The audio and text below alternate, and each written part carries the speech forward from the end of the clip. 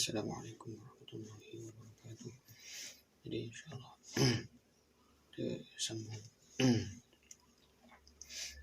dengan perkongsian surah Al-Kahfi bermula daripada ayat 22 hingga 26. Biasa kita teruskan dengan bacaan insyaallah. A'udzubillahi minasyaitonirrajim.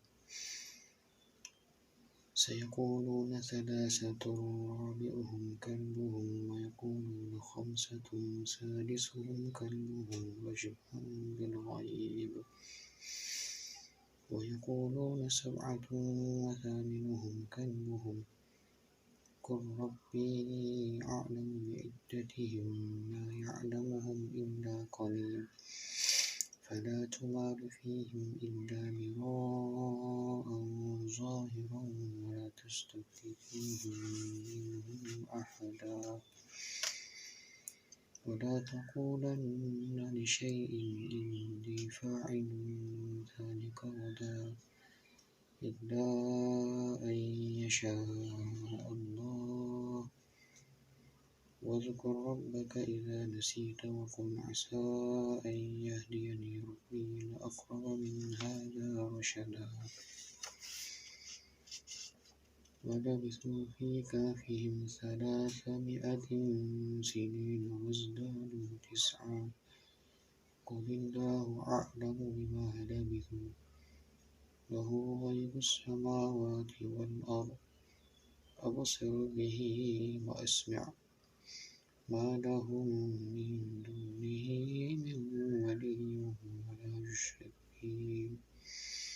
ولا يشرك في حكمه أحدا.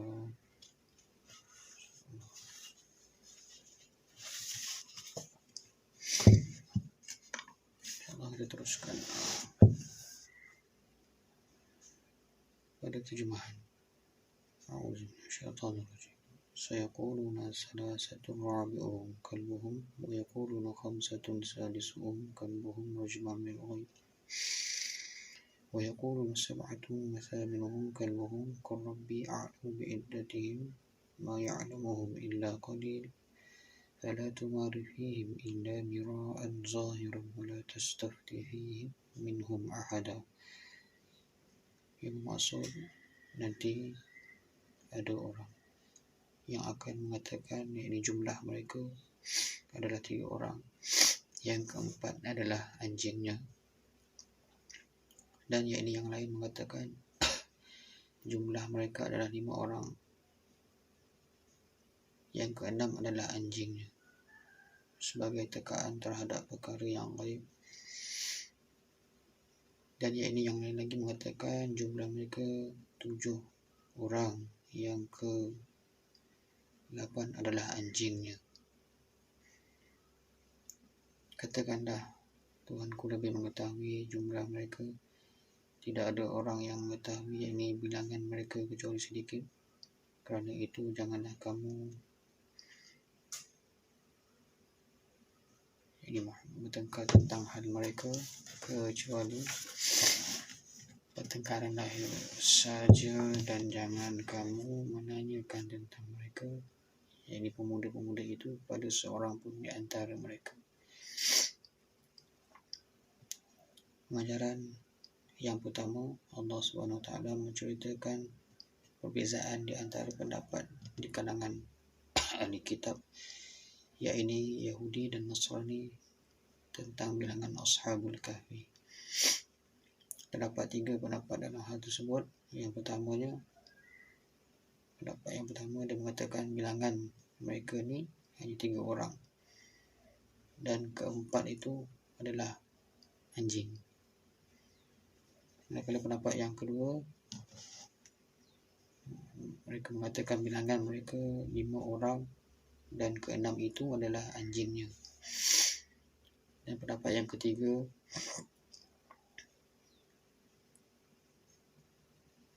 katakan bilangan mereka 7 orang, dan yang ke-8 itu adalah anjingnya. Jadi ada 3 khilaf ataupun pendapat. Bilangan manakah yang lebih mendekati dengan kebenaran. Para ahli tafsir menegaskan bahawa yang mendekati kebenaran ialah bilangan Ashabul Kahfi itu 7 orang, dan yang ke-8 itu adalah anjingnya.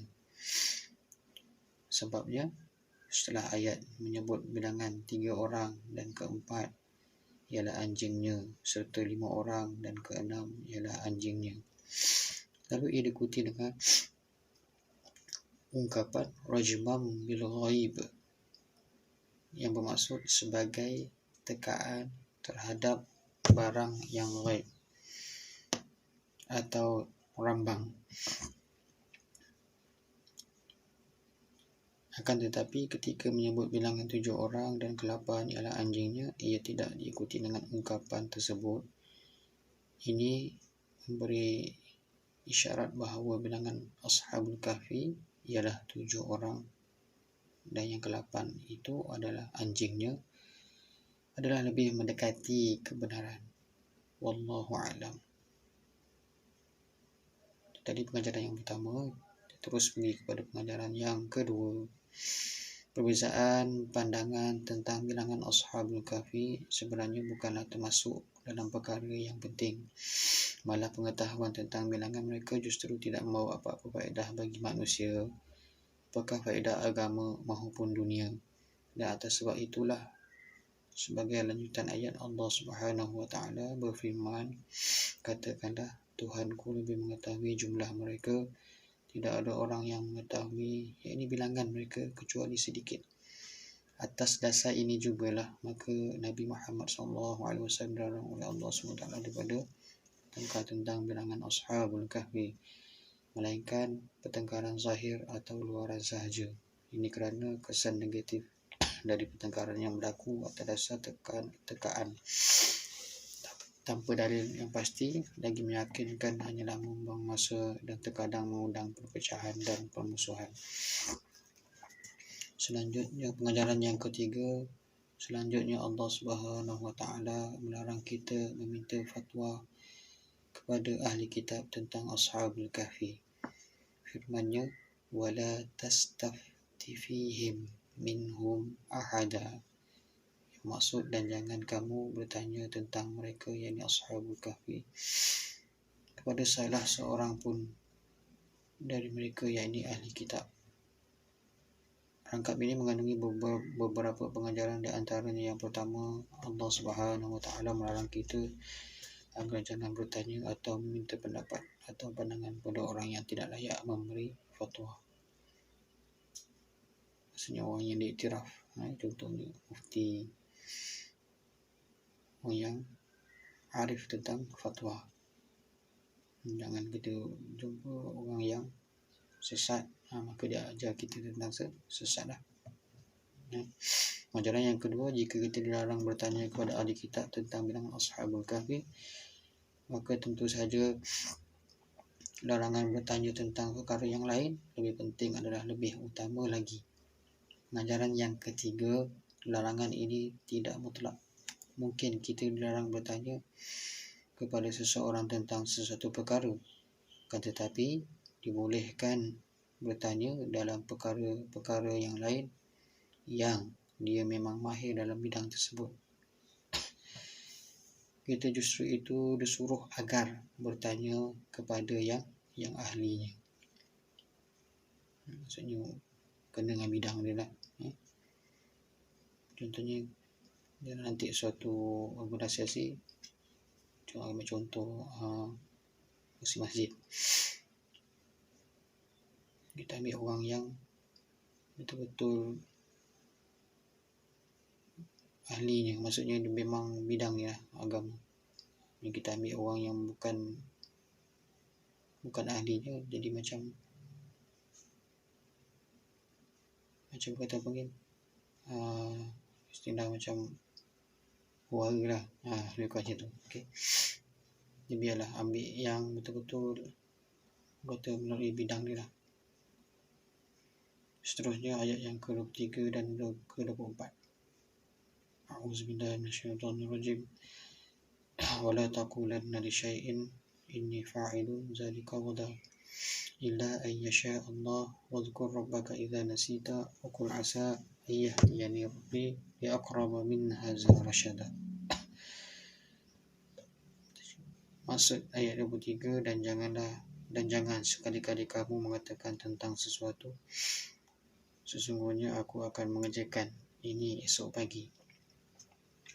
Ayat ke-24, kecuali yang dengan menyebut insya-Allah, dan ingatlah kepada Tuhanmu jika kamu lupa, dan katakanlah mudah-mudahan Tuhanku akan memberiku petunjuk kepada yang lebih dekat kebenarannya daripada ini. Pengajaran yang pertama, Allah Subhanahu Wa Taala melarang seseorang mengatakan sesungguhnya aku akan mengerjakan perbuatan itu esok hari tanpa mengikutinya dengan ungkapan insya-Allah. Perkataan insya-Allah ni maksudnya salah satu istilah panggil apa, perjanjian lah. Bahawa sesuatu tu insya-Allah, perkataan dimulakan dengan insya-Allah, dengan izin Allah. Sebabnya ucapan seperti itu memberi gambaran bahawa manusia mampu melakukan apa sahaja perbuatan pada masa hadapan secara mutlak tanpa keterikatan, terikat atau ketergantungan kuasa dan kehendak Allah Subhanahu Wa Taala. Padahal Allah Subhanahu Wa Taala telah berfirman dalam Quran, A'udzubillahi minasyaitonirrajim, wa ma tasha'una illa an yasha Allahu rabbul alamin. Maksudnya, dan kamu tidak dapat berkehendak yakni mengenai sesuatu pun kecuali yakni jika ia sesuai dengan kehendak Allah, Tuhan yang memelihara dan mentadbirkan seluruh alam. Surah At-Takwir. Seterusnya, walaupun pada asalnya khitab yakni sasaran ini ditujukan kepada Nabi Muhammad SAW, namun pengajaran bersifat umum, yakni ditujukan juga untuk umatnya. Pengajaran yang kedua, ada pun faedah atau hikmah ungkapan insya-Allah jika kita akan melakukan sesuatu pekerjaan pada masa hadapan, ialah agar amalan itu dapat dilakukan dengan mudah dan lancar serta diberkati oleh Allah Subhanahu Wa Taala. Hanya saja kerana manusia selalu dilanda oleh sifat lupa, lalu Allah Subhanahu Wa Taala menyuruh hamba-Nya agar mengingati Tuhannya jika mereka terlupa. Maksudnya, jika kita terlupa menyebut insya-Allah ketika berjanji akan melakukan sesuatu, maka ketika ingat hendaklah kita ucapkan ungkapan insya-Allah tersebut. Walaupun teringat itu telah berselang lama, semoga dengan berbuat demikian Allah Subhanahu Wa Taala akan memberi petunjuk dan melancarkan urusan kita sehingga tercapai apa yang dimaksudkan.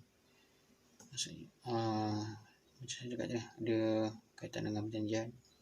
Jadi insya-Allah lah, tak apa hal nanti ayat, contoh ayat macam tu lah. Kalau tak apa hal insya-Allah nanti saya datang tolong, macam tu lah. Seterusnya ayat yang ke-25 sehingga ayat yang ke-26. Walabisu fi kahfihim salasa mi'atin sinina wazdadu tis'a. Ayat ke-26, Qulillahu a'lamu bima labithu lahu ghaibus samawati wal ard absir bihi wa asmi' ma lahum min dunihi min waliyyin wa la yusyriku fi hukmihi ahada. Maksudnya ayat ke-25, dan mereka tinggal dalam gua 300 dan ditambah 9 tahun lagi. Maksud ayat ke-26, katakanlah Allah lebih mengetahui berapa lamanya mereka tinggal yakni dalam gua. Kepunyaannya lah semua yang tersembunyi di langit dan di bumi. Alangkah terang penglihatannya dan alangkah tajam pendengarannya.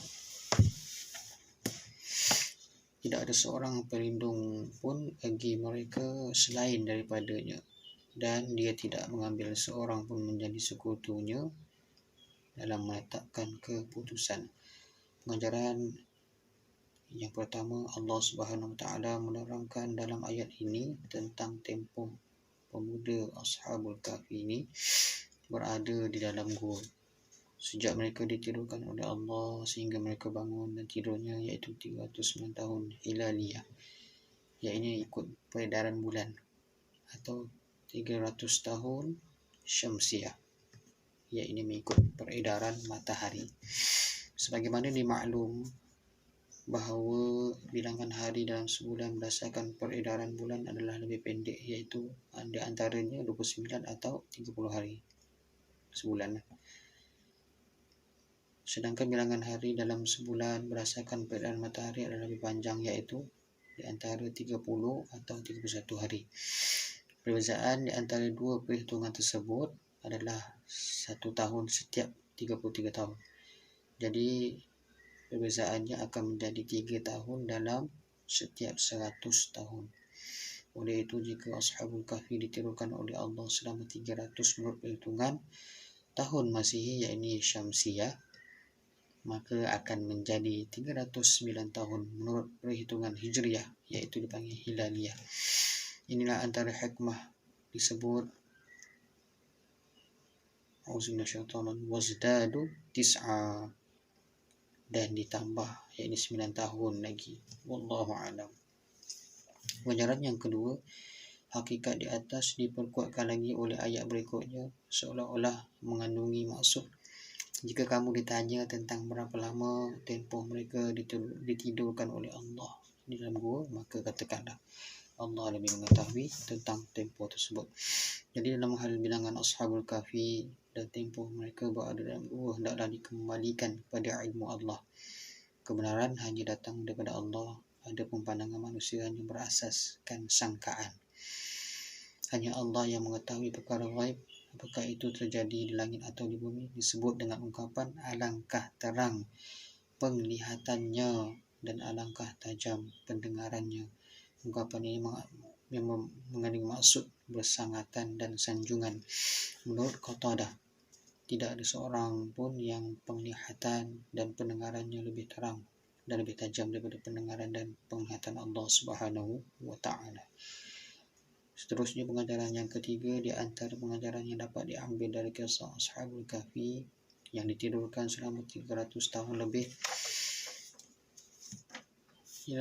ia ni menunjukkan bahawa Allah Maha berkuasa untuk membangkitkan manusia pada hari kiamat. Kisah ini juga menunjukkan kepada kita bahawa Allah Subhanahu wa Ta'ala Maha mengetahui segala sesuatu.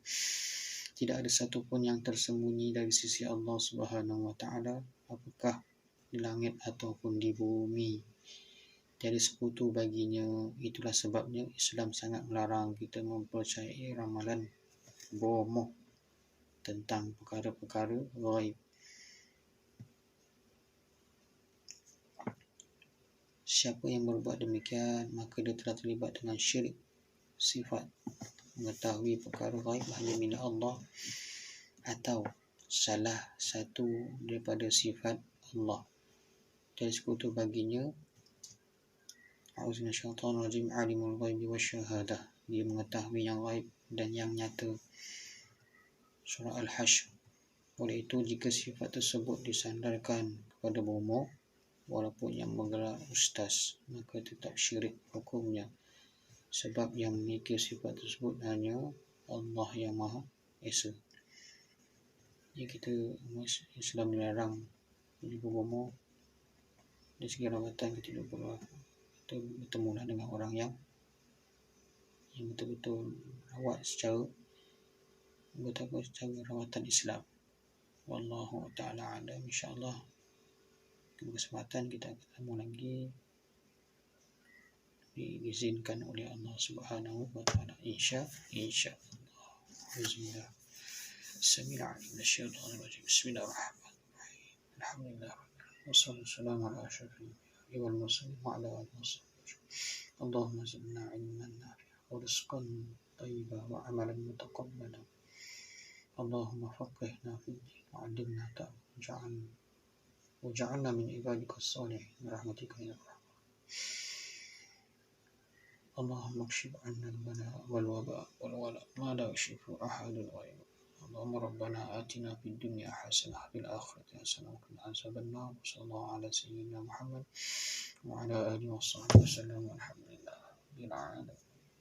والله السلام عليكم ورحمة الله وبركاته.